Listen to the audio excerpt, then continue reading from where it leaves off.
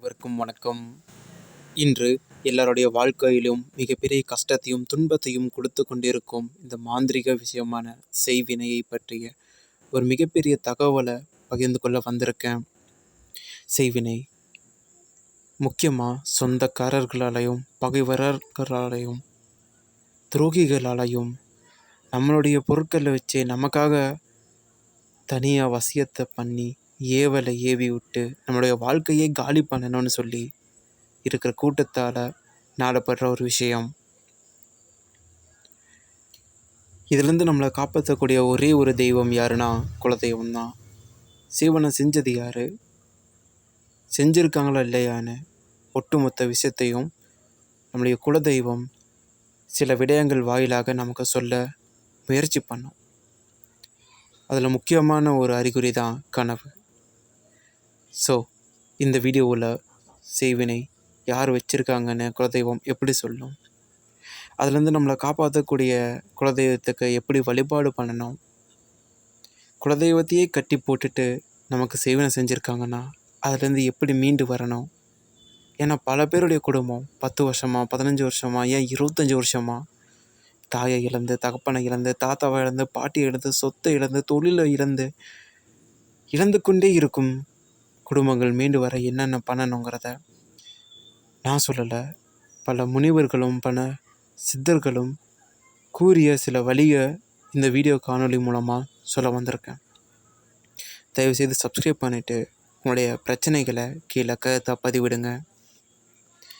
செய்வினை இதுலேருந்து நம்மளை காப்பாற்றக்கூடிய தெய்வங்கள் யார் யாருன்னு சொல்லுவோம். முதல்ல இருக்கிறது நம்முடைய குலதெய்வம் தான். அந்த குலதெய்வம் தவிர அந்த குலதெய்வத்தையே கட்டி போட்டுட்டு நமக்கு செஞ்சுருக்காங்கன்னா நம்ம காலில் போய் விலக வேண்டிய தெய்வங்கள் உக்கிர தெய்வங்களான ஸ்ரீ காளியம்மன், மகிஷாசுரமர்த்தினி, சங்கிலி கருப்பர், சரபமூர்த்தி, நரசிம்ம பெருமாள், முருகர், சுடலைமாட சாமி, சொரிமுத்து ஐயனார். மேலும் பள்ளிப்படை கோவில்களில் பார்க்கப்படுற ரங்கம், குறி, இது மூலமாக யாரெல்லாம் நமக்கு செய்வினை செஞ்சுருக்காங்கன்றதை நம்ம தெரிஞ்சுக்கலாம். உலகமே நமக்கு எதிரில் நின்னாலும், ஏன் என் மணியே நம்ம வீட்டு கதவை தட்டினாலும் என்னை தாண்டா தொடணும்னு சொல்லி நம்ம வீட்டு வாசலில் காவலுக்கு இருக்கிற தெய்வம் தான் குலதெய்வம். அப்படிப்பட்ட குலதெய்வம் செய்வினை செஞ்சுருக்காங்க அப்படின்னா முதல்ல வர்றது கனவுல. இன்றைக்கி பண்ணுறாங்கன்னா இன்றைக்கி நைட்டே கனவுல வரும். ஒரு அன்பர் ஒருத்தருக்கு கனவுல போய் சொல்லியிருக்கு குலதெய்வம்.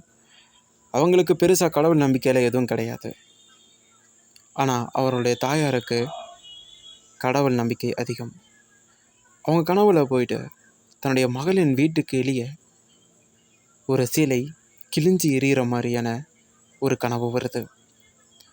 இது பார்த்து ஆடிப்போன தன்னுடைய மகளுக்கு ஏதோ பிரச்சனை வரப்போகுது, ஏதோ எந்திரிகம் மாந்திரிகம் இது மாதிரியான பிரச்சனைகள் வர வாய்ப்பு இருக்குது, இல்லை குடும்ப பிரச்சனைகள் வர வாய்ப்பு இருக்குது அப்படின்னு உடனே மகளை கூப்பிட்டு இந்த மாதிரி பிரச்சனை ஏதோ வர மாதிரி இருக்குது, கொஞ்சம் சூதானமாக இருந்துக்கோ அப்படின்னு சொல்லியிருக்காங்க.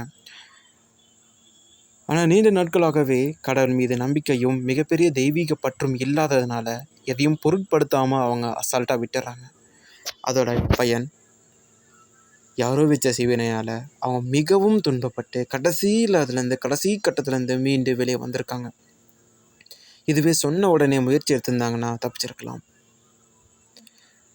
இன்னொருத்தருக்கு அவங்க ஒரு குறி சொல்கிற ஒரு தாய் அவங்களுடைய கனவுல போய் சொல்லியிருக்கு. அந்த தெய்வம் கையில் கப்பு கட்டிக்கிட்டு ஒரு பெண் வரா, அவள் உனக்கான ஒரு பொருளை கொண்டு வரா, அங்கே கவனமாக இருந்து தப்பிச்சிரு தாயே மகளே அப்படின்னு சொல்லிட்டு போயிருக்கு அந்த தெய்வம். ஆனால் அவங்களும் அப்போ இருந்து சூதானமாகவே இருந்திருக்காங்க. என்ன நடந்ததுன்னே தெரியல. ஒரு வாரம் கழித்து அவங்க படாத கஷ்டமெல்லாம் பட ஆரம்பித்தாங்க. கொஞ்சம் கொஞ்சமாக சங்கடங்களான செய்திகள் வந்துச்சு. அவங்க உடம்புல குறைபாடு வந்துச்சு.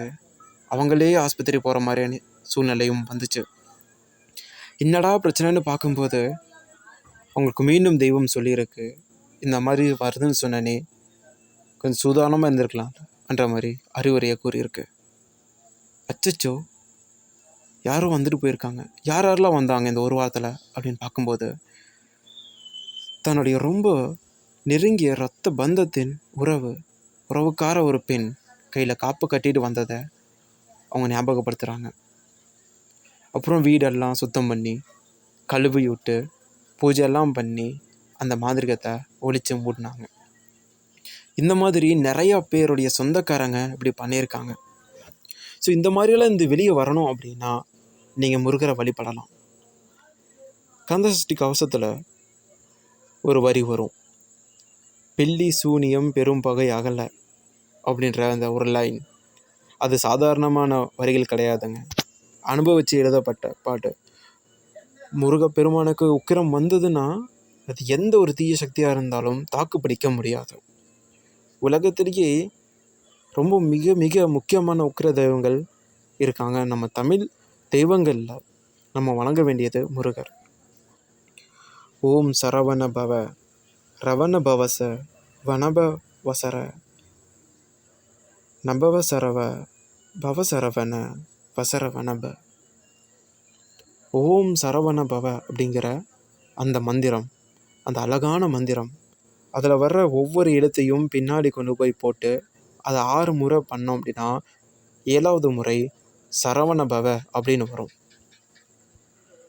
கௌரியை குறி சொல்லுது. ஸோ இந்த மந்திரத்தை தினமும் காலையில் ஒரு முறை சொல்லுங்கள். முருகன் கோவிலுக்கு போங்க, முருகன் காலில் விழுங்க. அப்படியும் இல்லைன்னா, அப்பயும் உங்களுக்கு சரி படலை, இன்னும் அந்த ஏவல்கள் இருக்குது அப்படின்னா குலதெய்வத்தை விடாமல் வணங்கிட்டு முருகர் கோவிலுக்கு போங்க. அப்புறம் காவல் தெய்வங்கள் எல்லா தெய்வங்களான சூரிமுத்து ஐயனார், சங்கிலி கருப்பர், நரசிம்மர் இவங்க காலில் விழுங்க. மாகாளி அம்மன், காளி அம்மன், துர்கை அம்மன் இவங்க எல்லாரையும் வணங்குங்க. இஷ்ட தெய்வத்தை எடுத்துகிட்டு நீங்கள் மனசு உருகி வேண்டி வழிபட்டு வந்தீங்கன்னா அதுலேருந்து மீளலாம். எல்லாரும் பில்லி சூனியம் வந்தால் வீட்டை காலி பண்ணுறாங்க. அப்படி பண்ணக்கூடாது. வீட்டை சுத்தம் பண்ணி முறையாக என்ன பண்ணணுன்றத 4 பேர்கிட்ட கேட்டு ஆராய்ஞ்சு வழக்கப்படி பண்ணணும்.